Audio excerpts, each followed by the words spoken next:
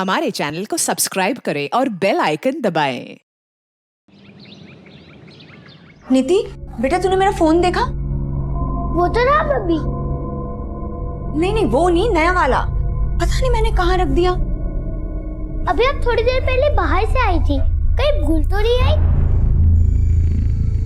मैं बाहर क्यों गई थी? विमला आंटी के यहाँ। मुझे तो कुछ याद ही नहीं आ रहा है। मम्मी तो ऐसा करते हैं, आपके इस पुराने वाले मोबाइल से आपके नए वाले मोबाइल पे फोन करते हैं। हाँ।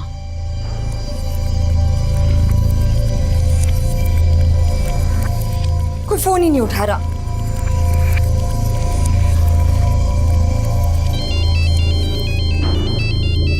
अरे तो मेरे मोबाइल से फोन आ रहा है।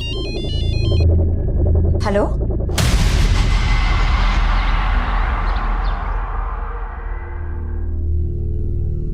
पापा मुझे जूस पी रहा है। अरे बेटा अच्छा चला भैया, इसको एक गिलास जूस देना। हेलो, कहाँ हैं आप? जी आप कौन? आपका मोबाइल खो गया था, वो मुझे मिला था और उसी के लिए आप मुझसे वसंत मार्केट मिलने आने वाली थी। हाँ ठीक है भैया, आती हूँ। चल बेटा। अरे तूने अभी तक जूस फिनिश नहीं किया? भैया आप जरा इसका ध्यान रखेंगे? बस मैं 2 मिनट में आ रही हूँ, ध्यान रखिएगा इसका। बेटा मैं आती हूँ। हाँ, देख ली मैंने ब्लू कार, मैं आ रही हूँ।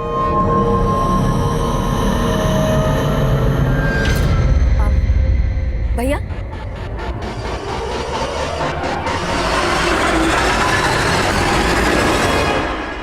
बेटा तुम्हारी मम्मी 2 मिनट बोल कर गई थी, 2 घंटे हो गए, अब तक आई नहीं। कहीं गई क्या? मालूम नहीं, मैं ढूंढ के आऊं। मगर मेरे पैसे? पैसे तो नहीं है मेरे पास।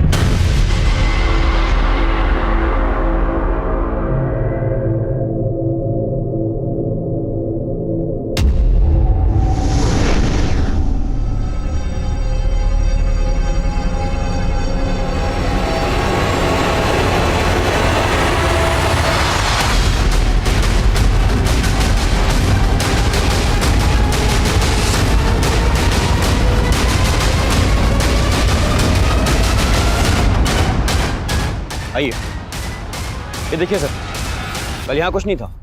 मॉर्निंग में चेक किया तो लगा कोई क्राइम हुआ है, इसलिए आपको इन्फॉर्म किया सर।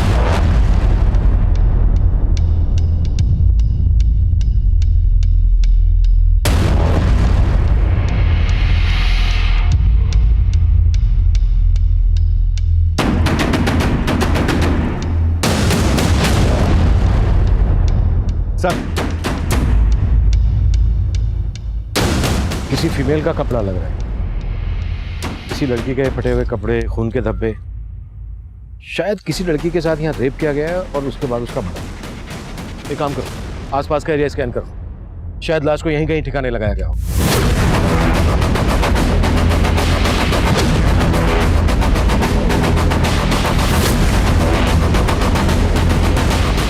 सर, फिलहाल इस लेडीज फुटवेयर और फटे हुए कपड़े के अलावा यहाँ पर कुछ नहीं मिला है। जंगल काफी बड़ा है, छानबीन जारी है। यहाँ से 10 किलोमीटर के रेडियस में कोई रिहायशी इलाका नहीं है। एक काम करो, आसपास के पुलिस स्टेशन से पता करो, शायद किसी पुलिस स्टेशन में किसी औरत की गुमशुदगी की रिपोर्ट फाइल हुई है। नमस्कार, मैं senior inspector Abhimanyu Jindal, crime petrol Dastak में आप सभी का स्वागत करता हूं। आजकल अक्सर हम ऐसा महसूस करते हैं कि रिश्ते आपसी भरोसे से ज्यादा इस बात पर निर्भर करते हैं कि उस रिश्ते से रिश्ता रखने वाले को कितना और कैसा फायदा। स्वार्थ और लालच से चरमराते रिश्ते कई बार अपराध को दस्तक देते हैं। ये केस भी ऐसे ही रिश्तों के साइड इफेक्ट से जुड़ा था, जिसमें कई बड़े अपराधों की दस्तक थी। तब हमें एक सुनसान जगह पर कई ऐसे सबूत मिले जो किसी लड़की के साथ रेप और मर्डर का अंदेशा दे रहे थे, पर हमें कोई लाश नहीं मिली। तब हमें लग रहा था कि शायद हमारा अंदाजा गलत हो, लेकिन तभी एक और केस हमारे सामने आया।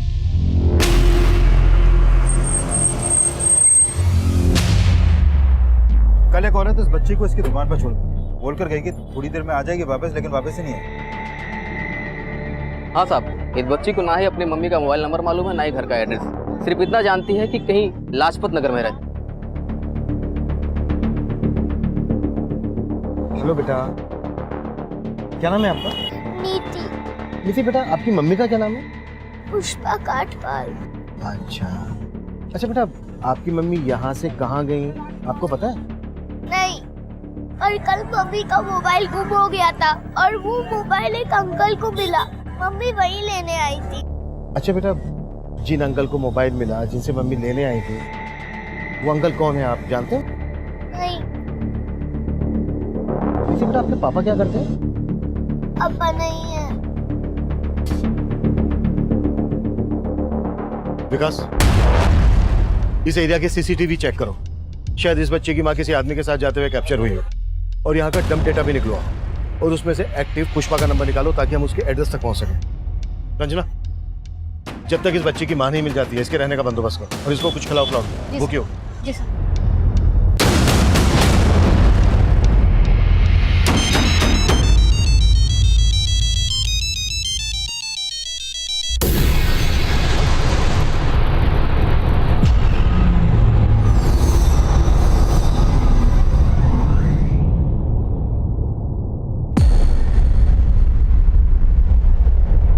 सर, नीति ने कंफर्म किया है कि यही पुष्पा कटवाल है, उसकी माँ। फिर उस मार्केट में इस आदमी के साथ एक सीसीटीवी में कैप्चर हुई थी। सर, नीति ने बोला था कि पुष्पा उस मार्केट में किसी आदमी से अपना मोबाइल लेने गई थी, तो हो सकता है आदमी वही हो। लेकिन पुष्पा इस तरह से अपनी बेटी को छोड़कर किसी आदमी के साथ क्यों जाएगी? चक्कर क्या है? सीसीटीवी के इस एंगल में गाड़ी का नंबर नहीं दिख रहा है। पुष्पा का पता लगाने के लिए इस नीली गाड़ी वाले की पहचान करना बहुत जरूरी है। जिस जंगल में खून के धब्बे देखे गए थे, वहां से 1 किलोमीटर दूर एक लड़की की लाश मिली।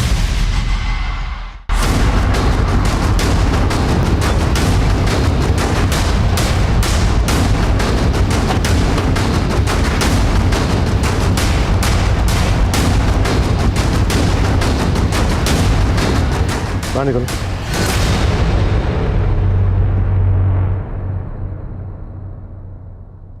शायद इसका मर्डर वहीं किया गया हो जहां पर हमें वो ब्लड मिला। उस ब्लड और इस लड़की के ब्लड दोनों को मैच करवा के देखो। हाँ वर्मा। सर, जिस नीली गाड़ी में पुष्पा को जाते हुए देखा गया था, उसका नंबर एक दूसरे सीसीटीवी में कैप्चर हुआ है। सर, ये गाड़ी किसी मनोहर शर्मा के नाम लक्ष्मी नगर के एड्रेस पर रजिस्टर है। मुझे एड्रेस SMS करो, हम लक्ष्मी नगर पहुंचते हैं। बॉडी को पोस्टमार्टम के लिए भेज दो और इस लड़की की पहचान पता करने की कोशिश करो। विकास,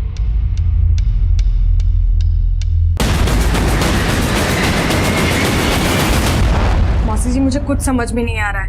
परसों रात को ही तो मेरी उससे बात हुई थी। हाय अर्ना, कैसी है तू? कैसे याद किया? तेरे देहरादून में आई थी। आई हुई थी मतलब? अब कहाँ है? देहरादून में ही हूँ। एक्चुअली कुछ काम था इसलिए आना पड़ा। वैसे तो चिंता मत कर, कल सुबह तुझसे मिलकर ही वापस दिल्ली जाऊंगी। कल मॉर्निंग से मैं उसका वेट कर रही हूँ और मेरा फोन ही नहीं उठा रही है। बेटा, मुझे कुछ ठीक नहीं लग रहा, मेरा दिल बहुत घबरा रहा है। मौसी जी, जैसे ही मुझे कुछ पता चलता है ना, मैं आपको इन्फॉर्म करती हूँ। मम्मी क्या बोला दीदी ने? वही बोली जो पहले बोल रही थी। गरीबा, मेरा दिल बहुत घबरा रहा है। माँ, मुझे लगता है हमें पुलिस को इन्फॉर्म करना चाहिए।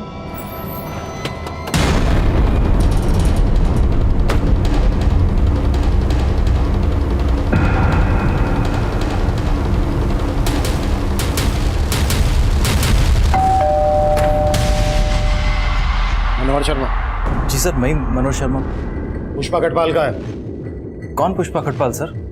मैं किसी पुष्पा खटपाल को नहीं जानता। कल तू वसंत मार्केट से उसे अपनी गाड़ी में बिठा कर ले गया और अब हमसे पूछ रहा है कि कौन पुष्पा कटवाल? हाँ सर, याद आया।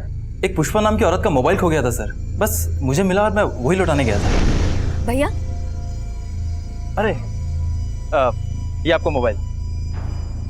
Thank you. मुझे तो समझ ही नहीं आ रहा कि आपका थैंक्स कैसे कहूँ। अरे इसमें थैंक्स की क्या बात है? बाय द वे, कहाँ जा रही हैं आप?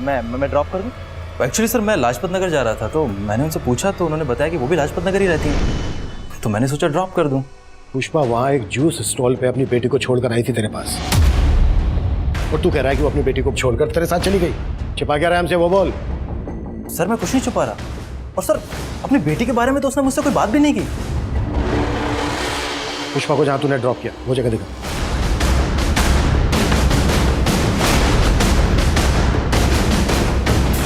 सर यही वो जगह है, यही ड्रॉप किया था मैंने उसे।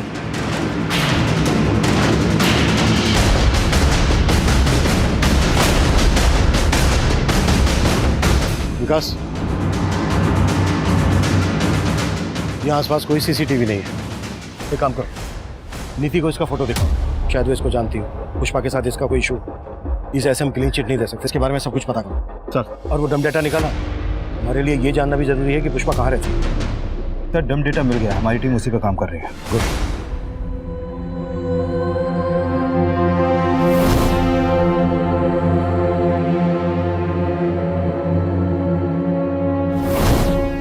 अरे नीति बेटा, आप रो मत, और आपने अपना खाना भी फिनिश नहीं किया। मुझे कुछ नहीं खाना। हाँ लेकिन क्यों नहीं खाना नीति बेटा को? खाना तो पड़ेगा, क्योंकि नीति बेटा की मम्मी वापस आने वाले हैं। सच? बिल्कुल सच, और उन्होंने आपके लिए चॉकलेट भी भेजी है।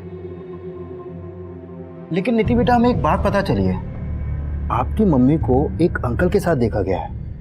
कौन अंकल? ये मनोहर अंकल, आप इन्हें जानती हैं? देखा है कभी इन्हें? नहीं।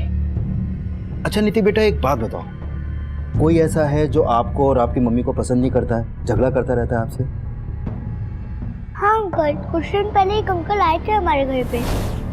वो अंकल मम्मी पे बहुत चिल्ला रहे थे, फिर मम्मी ने उन्हें बाहर भेज दिया। कौन थे वो अंकल?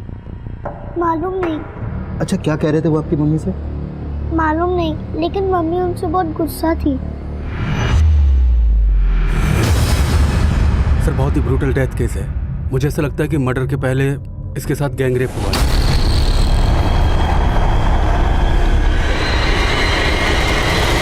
कॉज ऑफ डेथ क्या डॉक्टर?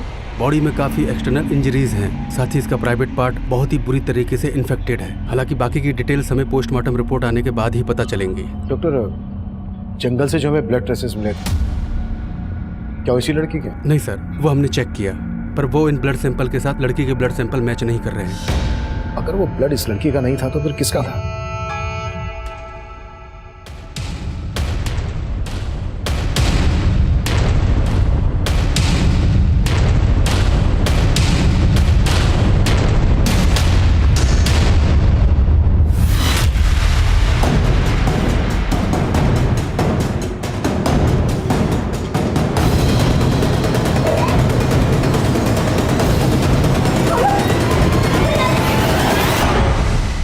सर, वसंत मार्केट के डम डेटा में पुष्पा कटवाल के 2 मोबाइल नंबर एक्टिव थे।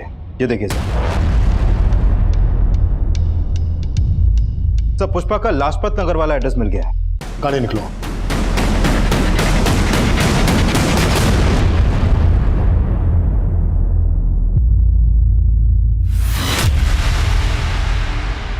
सर, पुष्पा और उसकी बेटी नीति यही घर पे रहती है, और पिछले 2 दिन से उसके घर में ताला लगा हुआ है। दरअसल नीति परसों हमें वसंत मार्केट में मिली। पुष्पा जिस जूस की दुकान पर उसे छोड़कर गई थी, वहां लौटकर वापस नहीं आई। ये भगवान, वो फिर से नीति को भूल गई।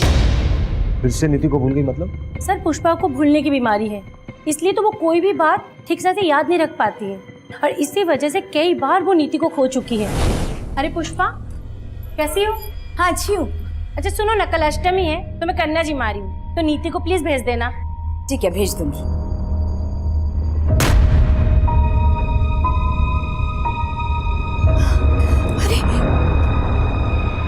नीति तो मेरे साथ मार्केट गई थी।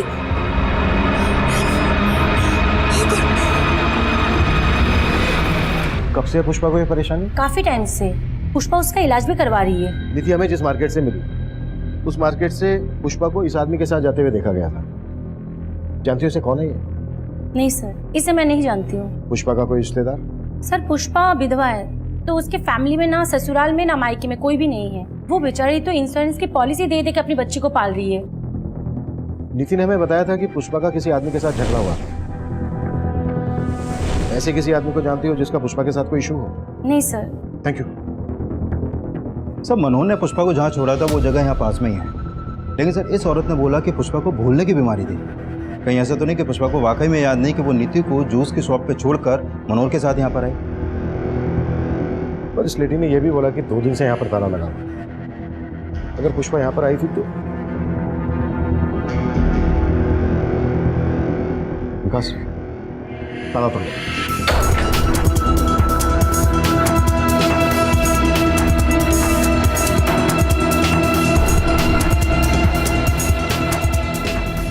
सर यहाँ तो कुछ भी सस्पिशियस नहीं हुआ। विकास एक बात मेरी समझ में नहीं आ रही है, कोई माँ अपनी बेटी को 2 दिन तक कैसे भूल सकती है? आई फील पुष्पा किसी मुश्किल में। एक काम करो, पुष्पा के कॉल रिकॉर्ड्स स्टडी करो, शायद हमें उस आदमी के बारे में कोई क्लू मिल जाए जिसके बारे में नितिन हमें बताया। सर क्यों लाए हो मुझे यहाँ पे? क्यों लाए हो मुझे यहाँ पे? क्यों लाए हो मुझे यहाँ पे?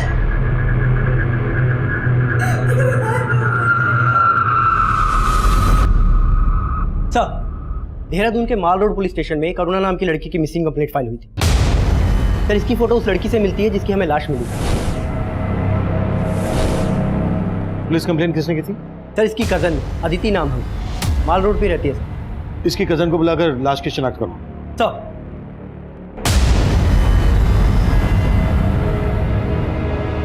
अरुणा!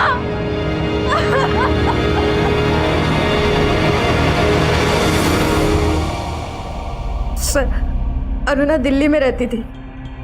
2 दिन पहले 7 अगस्त को किसी काम से वो यहाँ देहरादून आई थी। उसने मुझे कॉल करके बोला भी था कि मुझसे मिलने आएगी, पर वो घर आई ही नहीं। तुम्हारे अलावा देहरादून में और कहाँ आने वाली थी अरुणा? इस बार में तो मुझे नहीं पता। अरुणा दिल्ली में रॉयल स्टार होटल में काम करती थी, तो शायद उसी के किसी काम से आई होगी।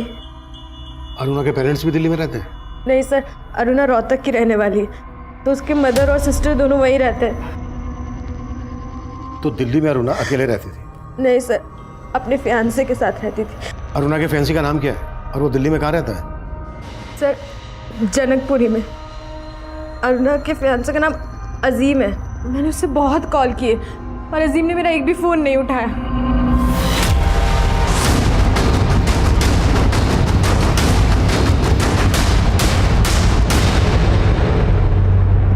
अजीम। Yes sir. हमें तुम्हारी फैंसी अरुणा की लाश मिली थी देहरादून। अरुणा की लाश? हाँ। अरुणा का सिर्फ मर्डर ही नहीं हुआ, उसका गैंग रेप भी हुआ। अरुणा की कजन अदिति 2 दिन से तुम्हें कॉल कर रही है, तुम उसका फ़ोन क्यों नहीं पिक कर रहे हो? सर मैं काफ़ी समय से अरुणा का कॉल अवॉइड कर रहा था। मुझे लगा कि अरुणा ने अदिति के नंबर से कॉल किया, इसीलिए मैंने फ़ोन पिक नहीं किया सर। ऐसा क्या हुआ था तुम दोनों के बीच कि तुम उसका कॉल अवॉइड कर रहे थे? तो 6 महीने पहले मैं और अरुणा एक डिस्क में मिले, हम लोगों में बातचीत होने लगी और धीरे धीरे बहुत स्मार्टली तरीके से अरुणा ने मेरी ज़िंदगी में जगह बनाने की कोशिश की। फिर हम साथ रहने लगे और धीरे धीरे एक दूसरे के करीब आ गए। और फिर एक दिन। हाँ जी। अरुणा का? आप कौन? अरे हट सामने से। अरे अरुणा, तू मुझे छोड़कर इसके साथ यहाँ मुंह मार रही है? तेरी हिम्मत कैसे हुई?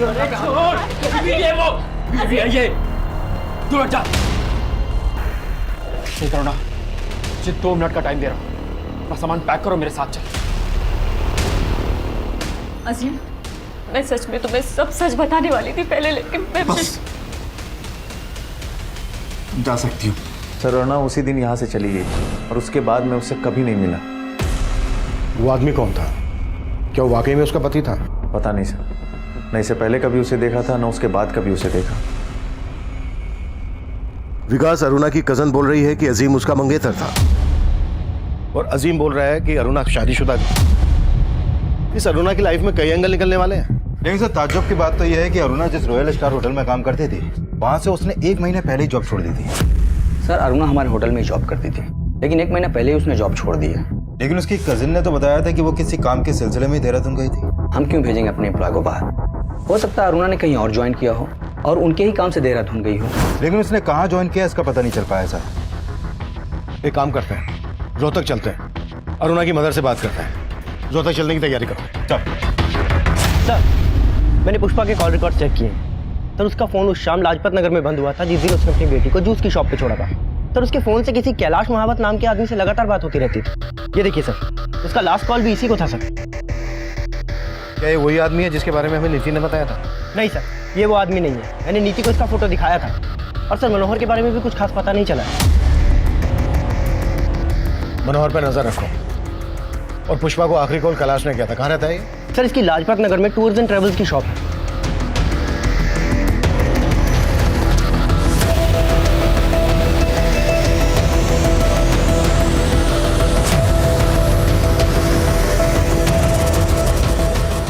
सर, ट्रैवल एजेंसी के साथ साथ मैं बीसी भी चलाता हूँ और पुष्पा हमारी उस बीसी की मेंबर थी। बीसी क्या? बीसी मतलब कमेटी सर। जो मेंबर्स होते हैं उनसे थोड़ा थोड़ा पैसा इकट्ठा किया जाता है और फिर महीने के आखिर में जिसके नाम की पर्ची खुलती है उसे वो पैसा दे दिया जाता है। 7 अगस्त की शाम को पुष्पा को तुमने फोन क्यों किया था? 7 सर, उसकी बीसी लगी थी ना इस महीने 5 लाख की, तो सभी मेंबर से पैसा इकट्ठा करके उसे पैसा देने के लिए बुलाया था। पुष्पा पूरे 5 लाख रुपए हैं, बार बार गिनने की जरूरत नहीं है। लो जूस आ गया, जूस पियो पहले।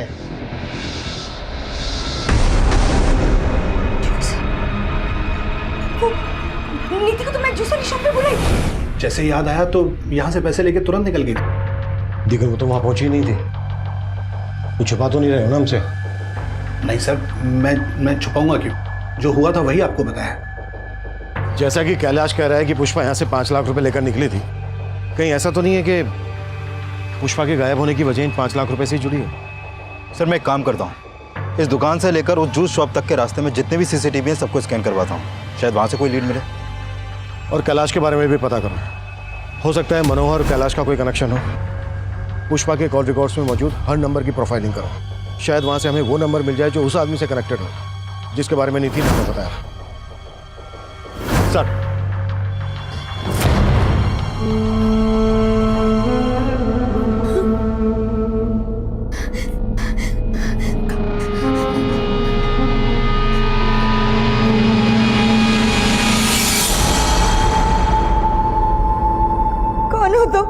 तो अब तेरी याददाश्त भी चली गई।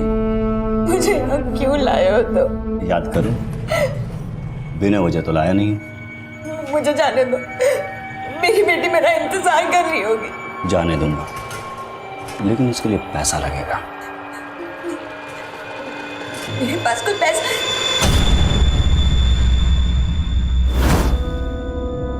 पुष्पा पूरे 5 लाख रुपए हैं। मेरे पास जो 5 लाख थे वो तो पैसे का नाम लिया और सब कुछ याद आ गया। देख, वो 5 लाख तो भूल जा भी, और अगर तुझे यहाँ से निकलना है तो मुझे 5 लाख और दे दे। मेरे पास पैसे नहीं है। तेरे पास लादिन का चिराग है ना एक, उसको खींच दे मेरे लिए और चले जा। साहब, मेरा बस चलता तो मैं उसे कभी दिल्ली जाने नहीं देती। हमारा उसके सिवा और कोई सहारा भी तो नहीं था। घर की पूरी जिम्मेदारी उसने अकेले अपने सर पे ले रखी थी। एक ही झटके पे उसने हमें बेसहारा छोड़ दिया। अरुणा दिल्ली में काम क्या कर रही थी? सर, दीदी रॉयल स्टार होटल में काम करती थी। होटल से हमें पता चला कि 1 महीना पहले ही उसने वहां से काम छोड़ दिया। नहीं साहब, ऐसा नहीं था। हाँ सर, दीदी ने हमें इसके बारे में कुछ भी नहीं बताया। अच्छा, अरुणा शादीशुदा थी ना?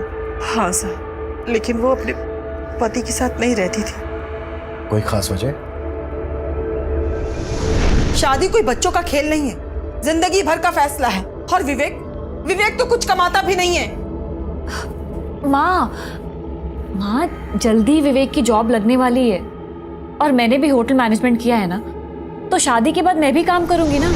जैसे ही अरुणा ने विवेक से शादी की, उसे समझ आ गया कि ना तो विवेक उसके लायक है और ना ही उसके घर वाले। जब वो पेट से हुई तो अरुणा, दीदी, क्या विवेक से तूने ये सब किया? क्या हुआ मेरी बच्ची? सर, उसके बाद दीदी डिप्रेशन में चली गई। और उसकी वजह से दीदी का मिसकैरेज हो गया। और ये सब करने के बाद भी उसे तसल्ली नहीं मिली तो बार बार वो यहाँ आके उसे ले जाने की कोशिश करता रहा। अरे छोड़, छोड़, मैं कह रही हूँ छोड़ मेरी बत्ती, छोड़। जब जी चाहा छोड़ दिया, जब जी चाहा लेने चले आए। देख लूंगा तुम सबको, छोड़ूंगा नहीं। सर मुझे तो विवेक जीजू पे ही शक है। अदिति ने हमें बताया कि दिल्ली में अरुणा किसी अजीम नाम के लड़के से शादी करने वाली थी। अजीम? आप अजीम को नहीं जानती?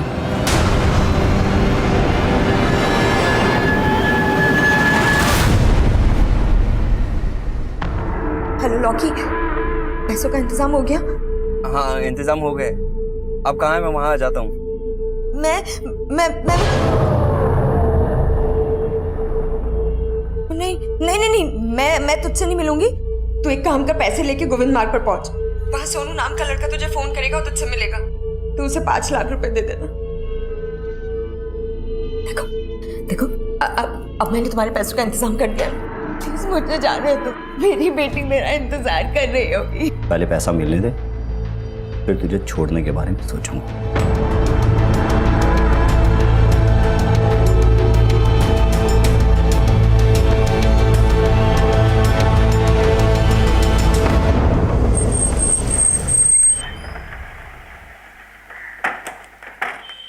सर मैं मानता हूं कि मेरा और अरुणा का रिश्ता नहीं निभ पाया, लेकिन मैंने ऐसा कभी नहीं सोचा था कि अरुणा का अंत इतना बुरा होगा। और इस बुरे अंत के लिए अरुणा के घर वाले तुम्हें जिम्मेदार ठहरा रहे हैं। सर अगर मैं आपसे कहूं कि उसके इस अंत के लिए उसके घर वाले जिम्मेदार हैं, तो क्या आप मुझ पर भरोसा करेंगे? जो भी है तुम साफ साफ बोल दो। विवेक, नाश्ता रेडी है और मैंने लंच भी रेडी कर दिया है। हाँ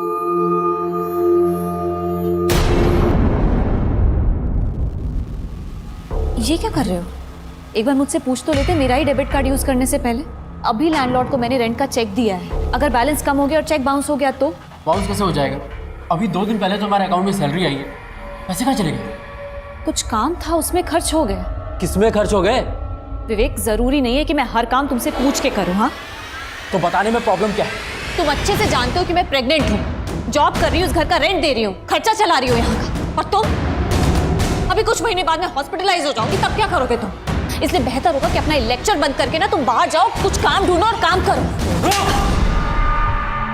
सर अरुणा का घर छोड़ के जाना एक बहाना था और उसने अपने मिसकैरेज के लिए भी मुझे ही जिम्मेदार ठहराया। तो सच तो ये कि उसे बच्चा चाहिए ही नहीं था। मतलब तेरे पास कई वजह थी अरुणा पर गुस्सा निकालने के लिए, और जैसे ही तुझे पता चला कि वो तुझे छोड़कर अजीम से शादी करने वाली है, तेरा खून खोल उठाया और तूने... नहीं सर, मैंने ऐसा कुछ नहीं किया है। कुछ नहीं किया है तो 1 महीना पहले अजीम के घर से कहाँ लेकर गया था तू अरुणा को? सर मैं गया था उसे लेने, लेकिन वो मेरे साथ आने के लिए तैयार नहीं हुई। सर के बाद मैं अरुणा से कभी नहीं मिला।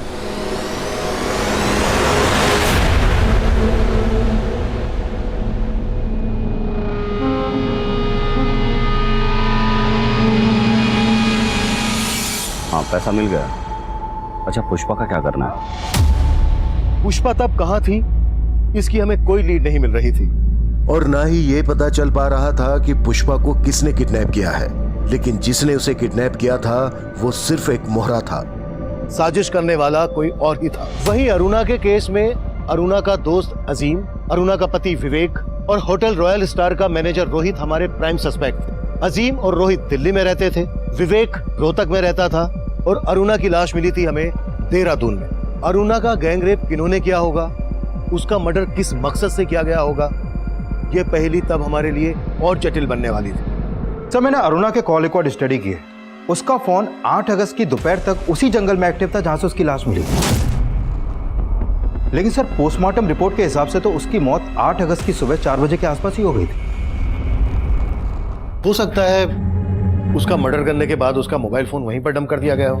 लेकिन सर इस पोस्टमार्टम रिपोर्ट में यह भी सामने आया है कि अरुणा का गैंगरेप उसकी मौत से करीब 6 से 7 घंटे पहले हुआ था, और उसकी मौत उसके सर पर लगी चोट से ज्यादा खून बहने की वजह से हुई थी। जंगल में जो हमें ब्लड स्पॉट मिले वो अरुणा के ब्लड से मैच नहीं करते। इससे ये तो साफ है कि अरुणा का मर्डर हुआ नहीं हुआ, कहीं और हुआ होगा। अरुणा की बॉडी को बोरे में भरकर डंप किया गया। इसके लिए हमें यह जानना जरूरी है कि 7 अगस्त को अरुणा दिल्ली से देहरादून क्यों आई होगी? सर अरुणा के कॉल रिकॉर्ड में अदिति के अलावा देहरादून का और कोई नंबर नहीं मिला है। अगर अरुणा बस, ट्रेन या फ्लाइट से दिल्ली से देहरादून आई है तो कोई ना कोई लीड मिल जाएगी। विकास, 6 और 7 अगस्त का फ्लाइट, बस, ट्रेन रिजर्वेशन चेक करो। हो सकता है अरुणा किसी के साथ दिल्ली से देहरादून आई हो। और अदिति के बारे में भी बता, उसने ना तो हमें विवेक के बारे में बताया और अजीम को वो अरुणा का मंगेतर बता रही है, जबकि अरुणा की मां अजीम के बारे में कुछ जानती नहीं।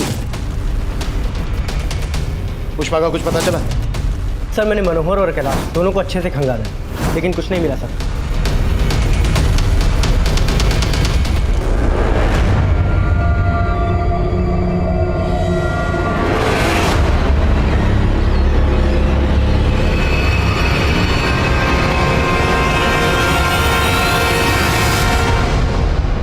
सर ये अरुणा 7 अगस्त की शाम को ट्रेन से देहरादून आई थी और उस टिकट के पीएनआर नंबर में सिर्फ अरुणा ही अकेली पैसेंजर थी। लेकिन सर उसने ये टिकट दिल्ली के वनराज टूर्स एंड ट्रेवल्स से करवाया था और उस टूर्स एंड ट्रेवल्स का मालिक ये संदेश नाम का लड़का है। सर इस अरुणा की संदेश से ही फोन पर काफी बातें होती थी। सर अरुणा अक्सर मुझसे टिकट बनवाया करती थी, इसलिए हमारी फोन पर बात हो जाती थी। ऐसे कितने टिकट करवाती थी जितने फोन करती थी? छुपा तो नहीं रहा ना मुझे? नहीं सर, लेकिन हाँ सर, वो अक्सर दिल्ली से बाहर जाते रहती थी। सर संदेश का कहना सही है। मैंने चेक किया, ये अरुणा मोस्टली हर वीकेंड पे इंडिया के अलग अलग स्टेट में ट्रेन और फ्लाइट से ट्रेवल करती थी। हाँ वर्मा सर, प्रगति रोड के पास वाले जंगल में पुष्पा की लाश मिली। नीति की मां पुष्पा कटवाल का मर्डर हो गया था और तब हम उसके कातिलों से पूरी तरह बेखबर थे। वहीं दूसरी तरफ अरुणा रेप और मर्डर केस में हमारी कोशिश एक चौंका देने वाला घुमाव लेकर आई। सर हमारे खबरियों ने वनराज टूर्स एंड ट्रेवल्स वाले संदेश की फील्डिंग लगाई तो पता चला कि संदेश एक पिंप है। वो कई हाई प्रोफाइल लोगों को एस्कॉर्ट प्रोवाइड करता है।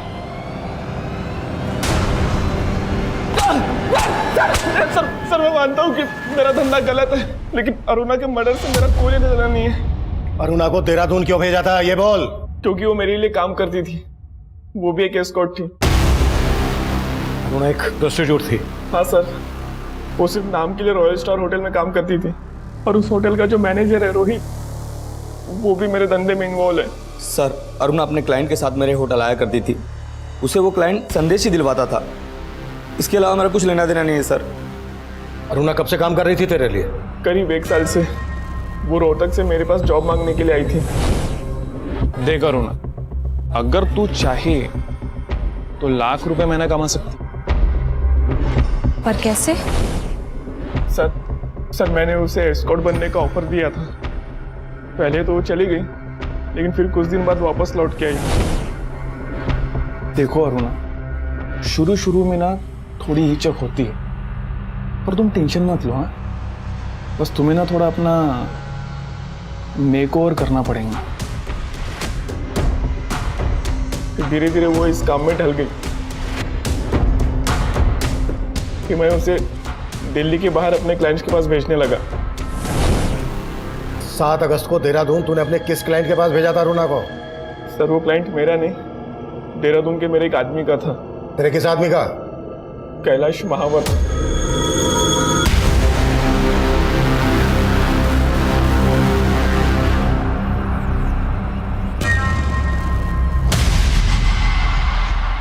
ये सोनू है, कैलाश के लिए काम करता है। और सर ये वही आदमी है जिसके बारे में नीति ने हमें बताया था, जिसका पुष्पा से झगड़ा हुआ था। What?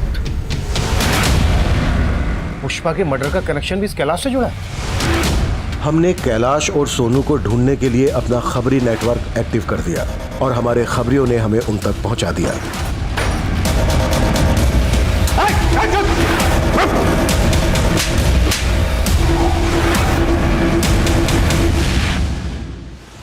सर अरुणा के मर्डर में मेरा कोई हाथ नहीं है सर।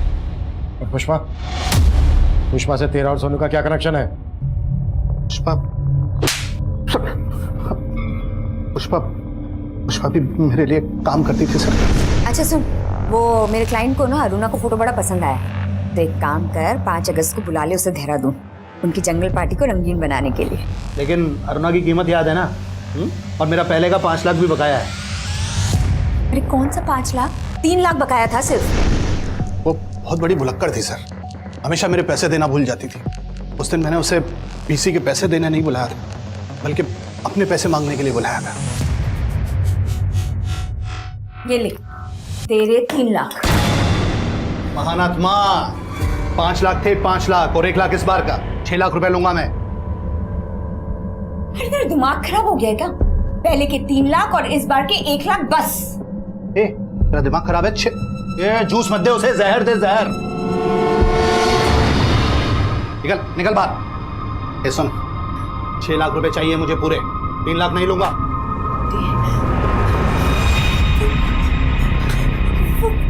वो नीति को तो मैं जूस शॉप पे बुलाई। एक मिनट, ये होशियारी किसी और को बताना समझी?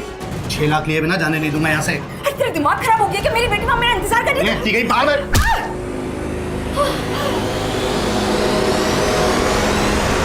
उस दिन वो गलती से गिरी और बेहोश हो गई। मैंने उसकी मरहम पट्टी कराई थी सर, और उसके बाद उसे गुलमोहर पार्क वाले घर में बंद कर दिया। फिर पता चला सर कि आपने उसकी बेटी को ढूंढ लिया है, और मैं उसे छोड़ नहीं सकता था सर। मुझे मेरे पैसे वसूलने थे सर। पुष्पा ने भी मेरे कहने पर लॉकी को ब्लैकमेल किया और उससे 5 लाख रुपए मंगवाए। और अब अगर मैं उसे छोड़ता तो आप हम तक पहुंच जाते, इसलिए मैंने उसे मार डाला।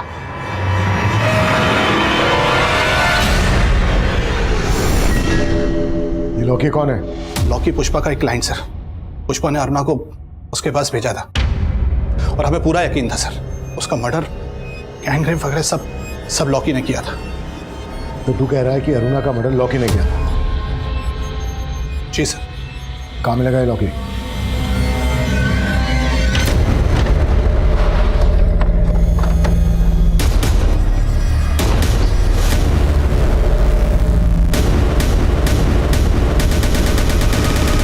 सर, लॉकी का घर भी बंद है और फोन भी। इस लॉकी की कुंडली निकालो, इसके हर रिश्तेदार, दोस्त, सबसे मिलो। कैसे भी करके लॉकी मुझे अंदर चाहिए, वो भी जल्द ही। सर आपका अंदाजा सही हो सकता है कि अरुणा की माँ को उसके प्रोस्टिट्यूशन के काम के बारे में मालूम था, क्योंकि सर 3 महीने पहले तक अरुणा का रोहतक वाला घर गिर भी था, और अरुणा ने 10 लाख रुपए देकर वो घर छुड़वाया था। और सर ये संदेश भी रोहतक का ही रहने वाला है। और सर अरुणा के आस पड़ोस के लोगों को भी शक है कि अरुणा प्रोस्टिट्यूशन के काम से जुड़ी हुई थी। आप ही ने अरुणा को दिल्ली संदेश से मिलने के लिए भेजा था, और संदेश भी यही रोहतक का रहने वाला है।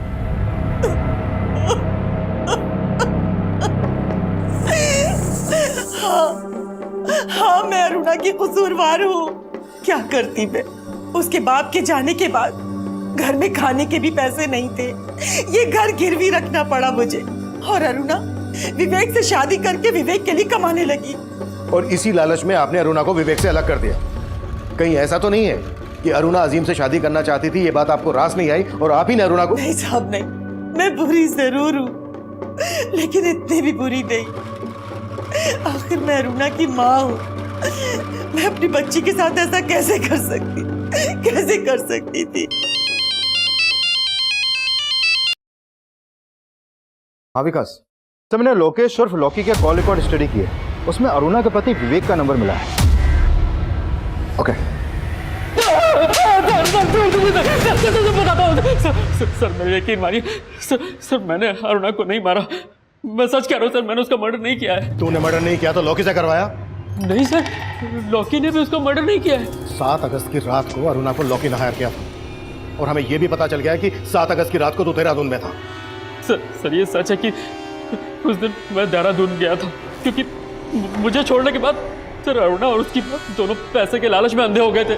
सर मुझसे यही बात बर्दाश्त नहीं हुई, मैं उससे मिलकर अपनी भड़ास निकालना चाहता था, पर सर उसने मुझसे मिलने तक से मना कर दिया, इसलिए मैंने उसको लॉकी के थ्रू हायर किया सर।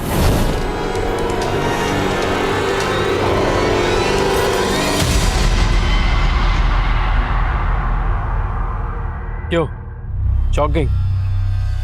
पर मुझे तो छोड़ चुकी है तू, मेरी बीवी तो रही नहीं, प्रोस्टिट्यूट है ना, और आज हम सब तेरे कस्टमर्स। विवेक तुम ये चुप, आज तू नहीं सिर्फ मैं बोलूंगा। अपनी माँ के चलते छोड़ा था ना मुझे, देख क्या बना दिया है तुझे।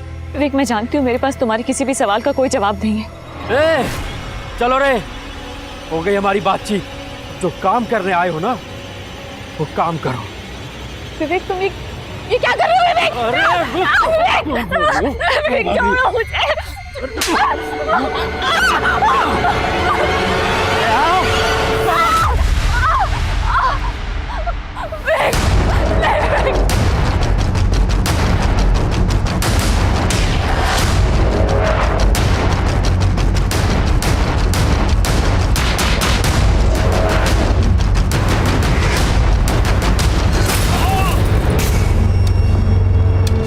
और सर अरुणा ने मेरे एक फ्रेंड को इंजर्ड कर दिया था।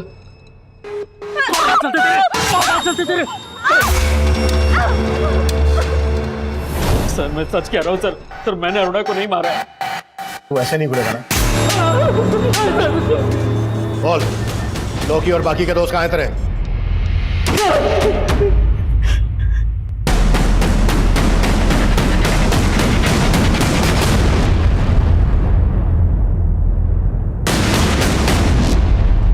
सर लॉकी और विवेक के दूसरे दोस्त भी यही बोल रहे हैं कि उन्होंने अरुणा का सिर्फ रेप किया था, मर्डर नहीं। पोस्टमार्टम रिपोर्ट से भी यही सामने आया है कि अरुणा का मर्डर उसके गैंग रेप से लगभग 6-7 घंटे के बाद हुआ। अगर उन्होंने ही मर्डर किया है तो इतनी देर तक रुके क्यों? हो सकता है विवेक सही बोल रहा हो, उन्होंने वास्तव में अरुणा को जंगल में छोड़ दिया हो। एक काम करो, फिर से पूछताछ करो। हाँ सर, उस रात इस लड़की को देखा था मैंने ऑटो स्टैंड के पास, काफी बुरे हालत में थी।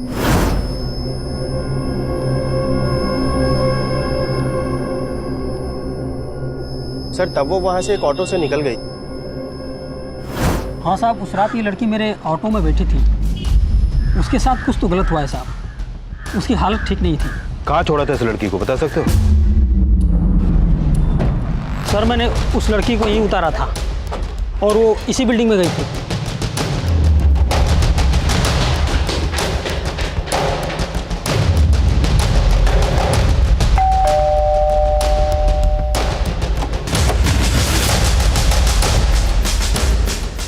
सर मैं मानती हूँ अरुणा यहाँ आई थी, पर मैंने उसे नहीं मारा।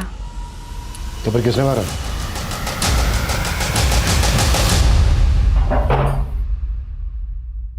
हो जाओ शुरू। हेलो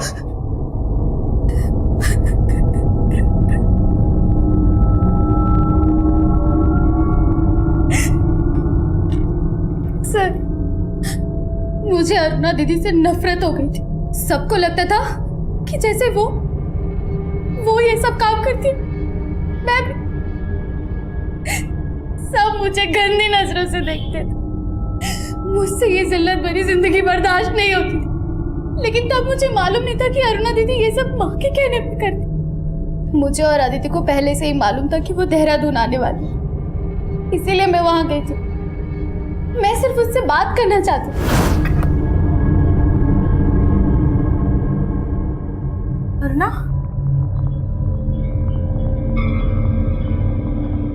ये क्या हुआ तेरे साथ?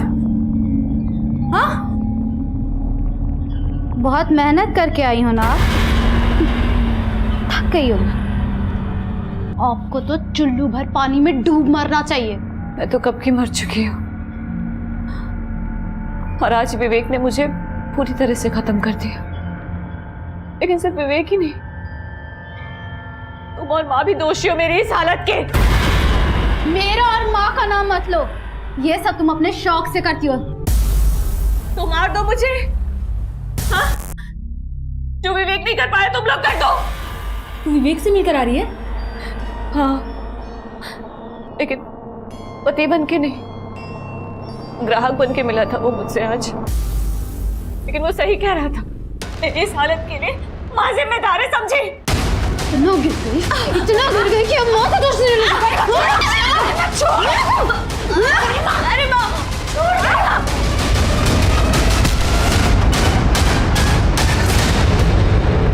अदिति ने कहा कि अगर हमने दीदी की लाश डंप नहीं की तो हम दोनों फंस जाएंगे। सर मुझे पता था उस रात अरुणा जंगल पार्टी में कहाँ से आई है। उसने बोला कि विवेक ने उसका रेप किया है, तो हमने सोचा उसकी बॉडी वहीं डंप कर देते हैं, इसलिए मैंने अपने फ्रेंड से उसकी कार बोरो की।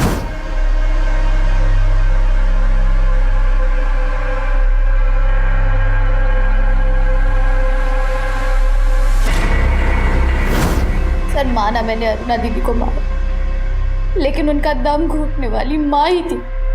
अगर मुझे पहले पता होता तो मैं अरुणा दीदी को नहीं, माँ को ही मार डालती। अगर तुमने सब कुछ पहले से ही समझने की कोशिश की होती तो आज तुम्हें ये पछतावा नहीं होता। गलतियां इंसान की फितरत है, जिसको सुधारने की गुंजाइश हमेशा रहती है। सही और गलत का चुनाव चाहे कितना भी मुश्किल हो, लेकिन तब भी हमें अपनी जरूरत के आगे कभी घुटने नहीं टेकने चाहिए। अरुणा जानती थी कि वो जो कर रही है गलत है। उसने इस दस्तक को महसूस करके अजीम के साथ एक नई शुरुआत करने का फैसला किया, पर मुश्किल वक्त के इम्तिहान में वो हार गई और उसे हराने वाले हर लिहाज से गलत साबित हुए। अजीम अरुणा की मजबूरी को धोखा समझ रहा था और विवेक ने अरुणा की मजबूरी का तमाशा बना दिया, उसे अपनी घिनौनी हवस से दागदार कर दिया। अरुणा की मां अरुणा की मजबूरी से अपना स्वार्थ पूरा कर रही थी और गरिमा ऐसी गलतफहमी का शिकार हुई कि उसने अरुणा का मर्डर कर दिया। ये सब ऐसी दस्तक थी, अगर इन पर अरुणा ने गौर किया होता तो अंजाम बदल सकता था। अब मैं सीनियर इंस्पेक्टर अभिमन्यु जिंदल आप लोगों से विदा लेता हूं। आपसे फिर मुलाकात होगी एक नए केस के साथ। देखते रहिए क्राइम पेट्रोल 10 तक। मकसद बताना नहीं, बचाना है। For more updates, subscribe to our channel, click the show links and enjoy watching the videos.